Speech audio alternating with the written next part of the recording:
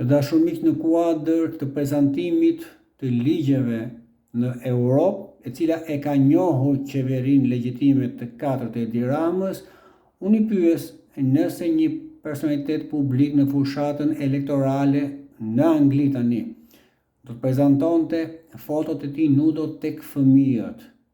Është normale dhe çfarë dënimi ka? Lexojeni në shqip.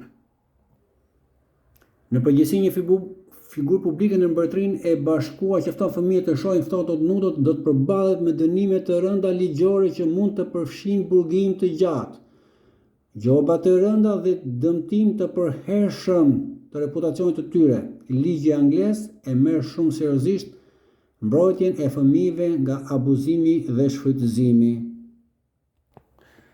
Tani kur të vinë ta europianët në samitin politik, mund t'ia tregoni ligjet dhe gjithçka kuptohet vetë. Gjithë të mirat.